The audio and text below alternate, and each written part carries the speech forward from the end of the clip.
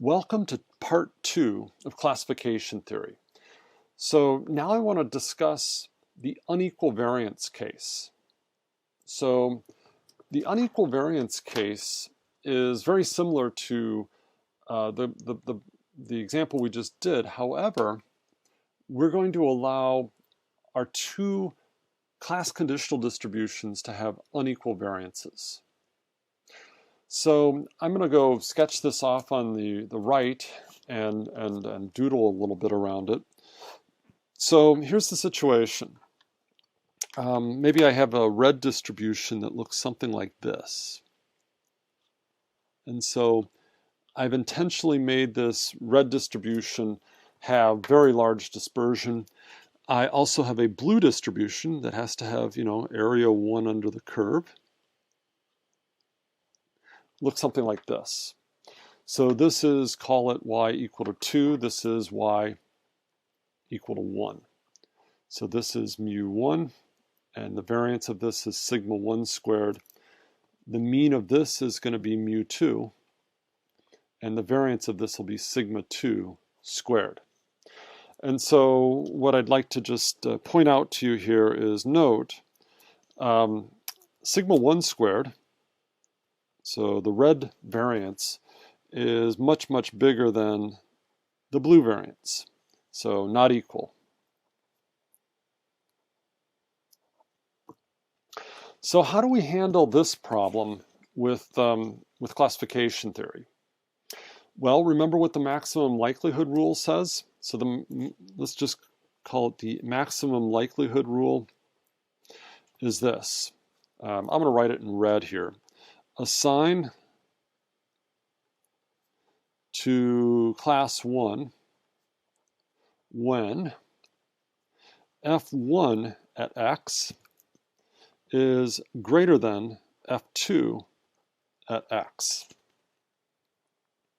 So following that rule, which observations become red and which ones are blue? Well, the answer is this. All values of x that are less than this, we're going to call red, or group 1. All observations between this point and this point, we're going to call blue, or y equal to 2. But notice the curves cross twice. And so the tail of the red distribution, because of the larger variance, is going to go to 0 much slower than the tail for the blue distribution. So all observations out here are also going to be called red, so y equal to 1. So we have two regions where we call the observations red, and one region in the middle where we call them blue. So that's the maximum likelihood rule applied to this situation where we have unequal variances. All right, well, let's go do the algebra on this. So I'm going to go write out my two class conditional distributions. So here's a normal distribution. The only thing that's different between this expression and what I had with the equal variance case is my sigmas now have a subscript attached to them. So this is sigma squared 1. Down below in the denominator, we have a sigma squared 2. All right, so that's the only difference. Well, let's go do our same algebra that we did before. So notice my first terms don't cross out. The algebra is going to be substantially messier, bit messier. And I'm not going to take you through it. You might want to try it on your own. If you do that, take logs, go through a fair amount of simplification, you're going to end up with the following expression. So I have, the way to think about this is I have some constant times x squared. I have another constant times just x. And then think of this last term as just some constant. So what I have is a quadratic equation, and quadratic equations usually have two distinct roots. So therefore, that's going to give rise to our two regions. Okay, so if I have two values that satisfy this inequality, then that's going to define my region. Yeah, all right. I'm going to just very quickly show how universally applicable what we've discussed is. So, you know, this can get applied to many, many different distributions. One distribution that could come up is the multinomial. So the multinomial distribution you may not have seen, and if you haven't seen it, don't worry about it. But you know, it's basically a generalization of the binomial. So the binomial says this: if I have two outcomes, like heads and tails on a coin, I flip a coin n times, and I've got two possible outcomes, head or tail. Then what's the probability I get a certain number of heads, and then, of course, n minus that tails? So if I flip a coin 100, n equal to 100 times, what's the probability I get 60 heads and 40 tails? That's a binomial. With a multinomial, instead of having just two classes, I'm going to have, say, p classes. All right. And so these distributions get used a lot with, for example, text mining, where you could think of having n words, and I can count the number of times that the different words come up. All right, so this is the class conditional distributions for if I had two groups with multinomial distributions. All right, well, to find the maximum likelihood rule, I go do the same thing that I've been doing. So divide one by the other, a lot of stuff crosses out. So that first term with all the factorials go away. And I take logs, and this is my rule. So assign this to the first group. So assign to class 1 whenever this constant is greater than 0. And we've just worked out the maximum likelihood rule for the multinomial. All right. There is another video on the bivariate normal distribution that you can watch if you want. So click on this link, and you can watch my introduction to the bivariate normal distribution. So let me just draw a couple pictures instead of you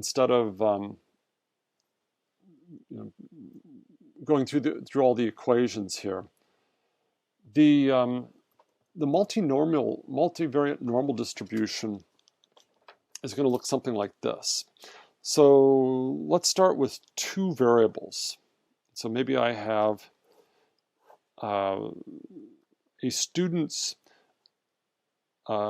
undergraduate grade point average, and I also have that student's test scores. So maybe I have a GRE test score to get into graduate school.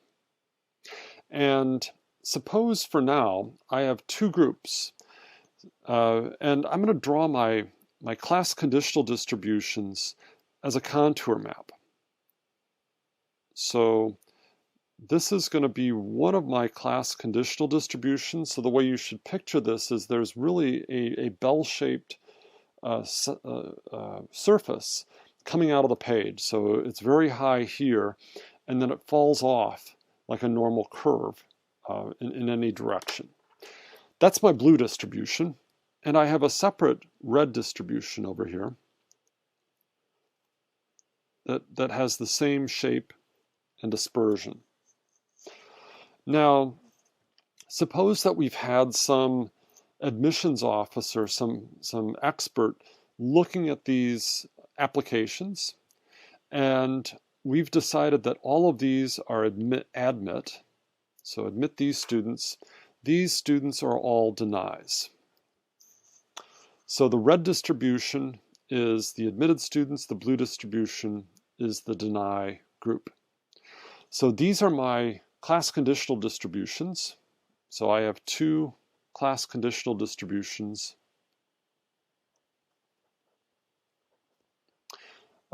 This would be the mean. This would be the mean. So this would, think of this as mu1, 1, mu1, 2, where this is your class, and then this is the x variable. Then the mean of this would be mu2, 1 and mu2, 2. So the mean of class 2 variable 1, so GPA, mean of class 2 variable 2, GRE. All right, and then in this particular case, the spread is meant to be the same.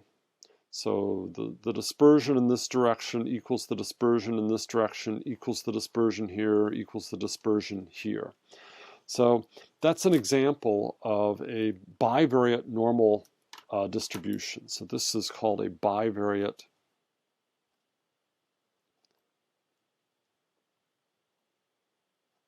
normal distribution.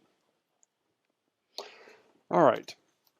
Now the maximum likelihood rule is going to be the same as we had before.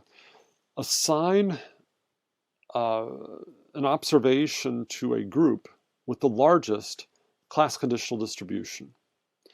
So what you can show is that the boundary between these two is a line. So I'm just going to write that the boundary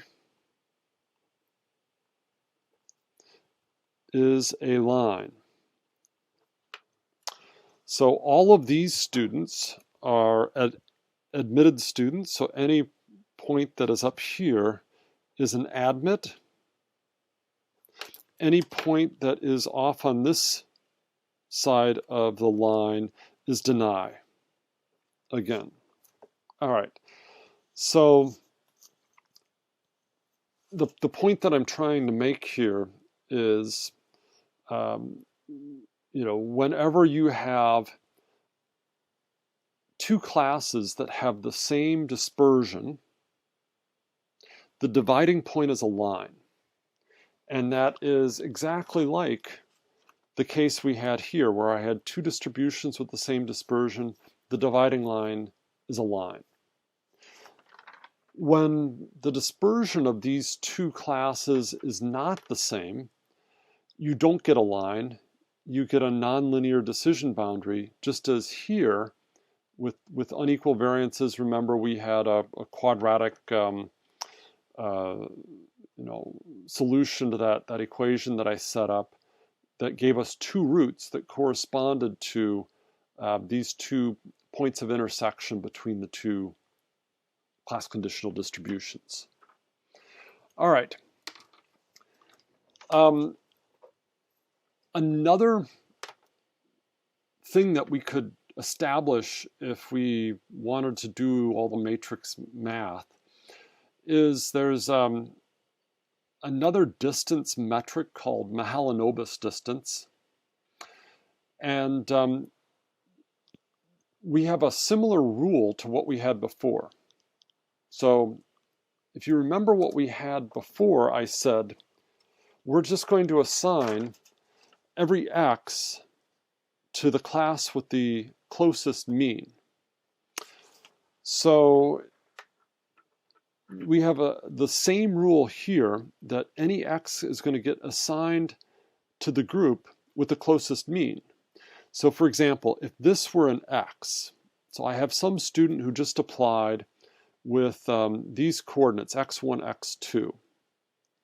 Well, we would assign this one to the admit group since this distance is shorter than this distance.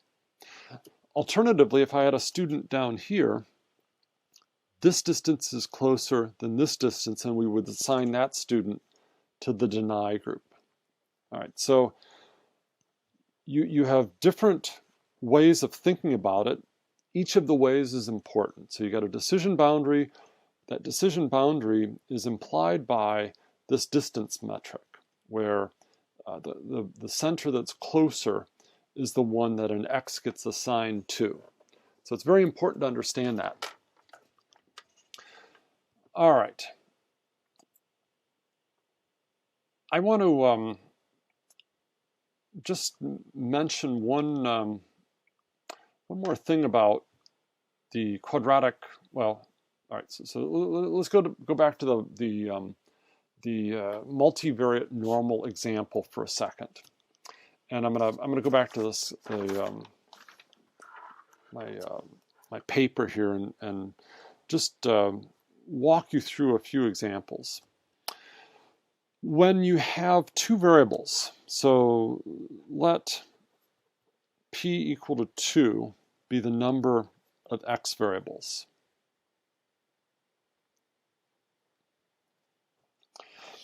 Now,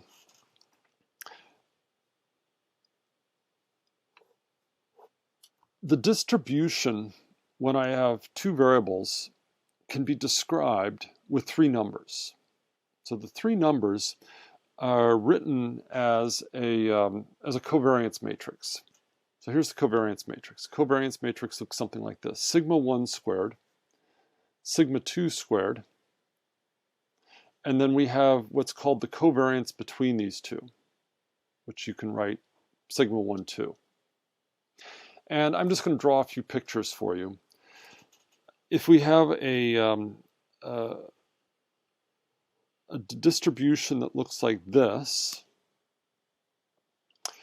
what you should note is that sigma 1 squared is the same as sigma 2 squared. So the dispersion in the x1 direction is the same as the dispersion in the x2 direction. And the covariance between these is 0. So there's no relationship between them. Alternatively, I could have a situation like this. So maybe my contours look like this. They're ellipses and they are elongated in this direction. Here, sigma 1 squared is going to be greater than sigma 2 squared. So the variance in this direction is greater than the variance in this direction. And the covariance is still 0. So there's no correlation between x1 and x2. I'm just going to draw you a few more pictures. What would the parameters look like here, where there's much more elongation in the x2 direction versus the x1 direction? Well, here sigma 1 squared is less than sigma 2 squared, and there's still no correlation between the two variables. I'm going to draw just a few more pictures. Sometimes you'll have contours that look like this. All right, so what I've meant here is that there should be a strong relationship between x1 and x2. Larger values of x1 should be associated with larger values of x2. In this case, the dispersion in the x1 direction is about the same as the dispersion in the x2 direction. So sigma 1 squared is the same as sigma 2 squared, but here the covariance is going to be positive. I'll just refresh your memory. The correlation between two variables is the covariance divided by the product of the standard deviations. So when you have a positive covariance, that means you have a positive correlation. I'll just keep drawing a few more pictures for you. If this is the x1 axis and this is the x2 axis, sometimes you have contours that look like this. Now, I've meant the dispersion in this direction to equal the dispersion in that direction. So sigma 1 squared is the same as sigma 2 squared. But in this case, sigma 1, 2, the covariance, is going to be less than 0. So you have a negative association between x1 and x2. All right, that's the case when you have p equal to 2 variables. What happens if you go up to p equal to 3 variables? Well, now your covariance matrix looks something like this. You're going to have sigma 1 squared, sigma 2 squared, and sigma 3 squared. Then you're going to have the covariance between x1 and x2, the covariance between x1 and x3, covariance between x2 and x3, and, well, we can just keep writing these if you like. So what I want to point out is here we have 3 parameters. So where does that 3 come from? 2 variances plus 1 covariance. What do I have here? Well, I have 3 variances. I have 2 plus 1, which is equal to 6 variance parameters. All right. What would happen if I went up to p equal to 4? Well, my sigma would look something like this. I'm not going to write out all the numbers. I'm going to have 4 things on the diagonal, then 3 things here, 2 things, and 1 thing. So it's going to be 4 plus 3 plus 2 plus 1. There's actually a shortcut formula for this. It's just p times p plus 1 divided by 2. So in this case, it's going to be, well, 10. So this is going to be 4 times 5 over 2. So just 2 times 5 is 10. So the point I'm trying to make with all this is simply this. For px variables,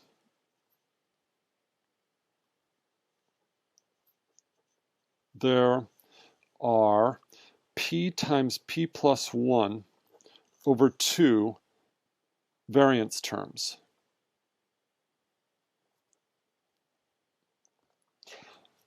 Now, if we have p equal to, say, 2, no one's going to complain about having to estimate 3 variance parameters. That's not a lot. What if we had a text mining application and we had, counts of 1,000 words? So p is 1,000. Well, oh my goodness, that's going to be 1,000 times 1,000 and 1 divided by 2, which is a big number.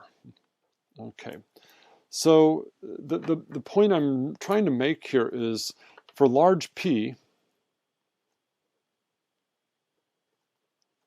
the number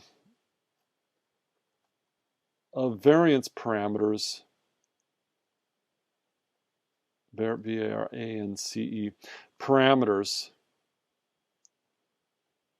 becomes large, becomes unwieldy. We can't handle that many variance parameters. So for large P, linear discriminant analysis is not very practical. Quadratic discriminant analysis is going to be even worse because then you have to have a separate covariance matrix for each group. So what do we do? What do we do? And so one of the solutions to this is called the naive Bayes classifier.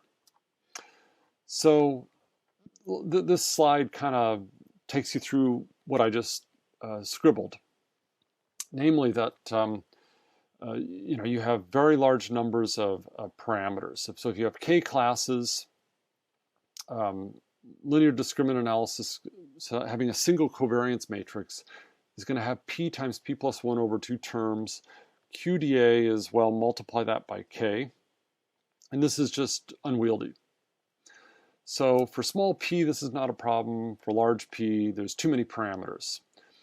So the solution for naive Bayes is to assume independence. So x x1 is independent of x2 is independent of x3 for a given class. So let's just go back to my document camera for a second, and I'm going to refresh your memory of independence. So the definition of independence is this: A and B are independent events if and only if, that's IFF is if and only if, the probability of A and B is equal to the probability of A times the probability of B. So that's a time symbol right there. So the joint distribution is just the product of the marginal probabilities. So what that implies for a covariance matrix, remember that independent events have covariance of 0. PNDE, I didn't spell it right, independent. So independent events, this implies a covariance equal to 0. So for example, in the P equal to 2 case, my covariance matrix is going to look like this: sigma 1 squared, sigma 2 squared with zeros. For the arbitrary case, my sigma looks like this. I have a bunch of sigmas, sigma 1 squared, sigma 2 squared, through sigma p squared, and I have zeros everywhere else. All right, so the point is, instead of having to estimate, p times p plus 1 over 2 variance terms, I only have to estimate p variances if I assume independence.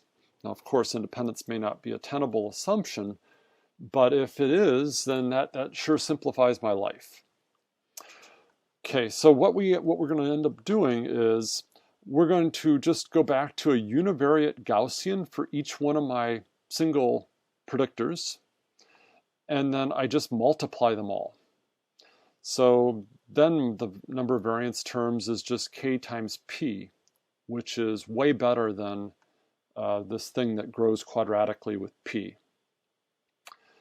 You can read more about this if you click on this link. There's a very well-written introduction to the naive Bayes classifier. They also cover when you have binomial or multinomial class conditional distributions. Okay, that's it for part 2 of this classification theory lecture.